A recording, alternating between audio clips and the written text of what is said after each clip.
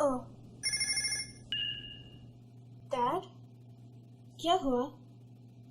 मैं ठीक हूँ, एकदम ठीक। आचान झूठ बोल रही है। उस रोज उसको बॉस तुम से काम पर काफी ध्यान क्यों डांट नहीं पड़ी देती थी। हो? ऐसे कैसे चलेगा? और आप और मीचान कैसे हो?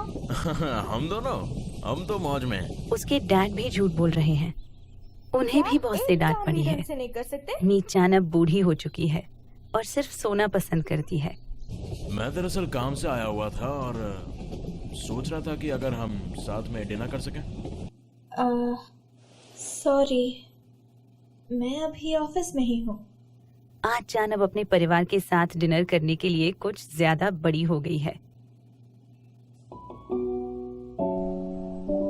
गाजर खाऊंगी, चेरी खाऊंगी, मशरूम खाऊंगी। आया, खाना तैयार है। चाहे तुम कुछ भी करती, कुछ भी देखती, तुम हमेशा ही खुश रहा करती थी। भागते हुए, खाते हुए, बात करते हुए, गाते हुए, खुशी हमेशा तुम्हारे चेहरे पर रहती। तुम्हारी माँ जैसे जैसे काम में बिजी हो गई, तुम ज्यादातर समय अपने पिता के साथ बिताने लगी। तुम दोनों आपस में लड़ो तुम मत, हमेशा समझे? अकेली रहती, इसलिए तुम्हारे पिता ने तुम्हें मीचान ला कर दी। तुम दोनों में जल्द ही दोस्ती हो गई।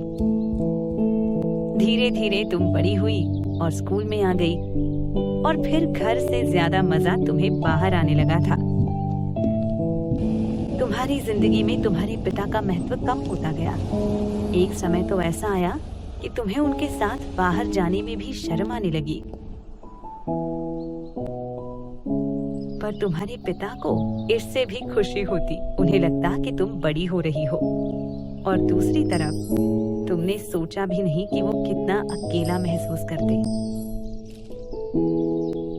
तुमने काम करना शुरू किया और फैसला किया कि तुम्हें अकेले रहना चाहिए। तुम काफी मेहनत करती हो और सब कुछ अपने बल पर करने की कोशिश करती हो। मेरी तो अब उम्र हो गई है, बूढ़ी हो गई हूँ, पर मुझे अब भी उस समय की सारी बातें याद हैं।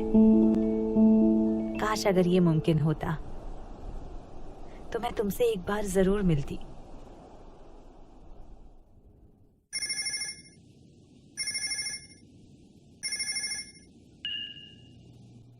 डैड, अब क्या हुआ?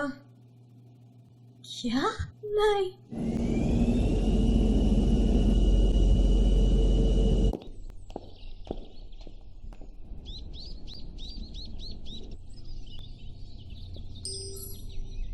हाँ, ठीक है। मॉम, आप भी अपना ख्याल रखना। बाय। जानती हो, मुझे किसी इंसान की मौत का इतना दुख नहीं है जितना मीचान का है। न जाने क्यों। क्या ये अजीब है? बिल्कुल नहीं। मीचान परिवार का हिस्सा थी।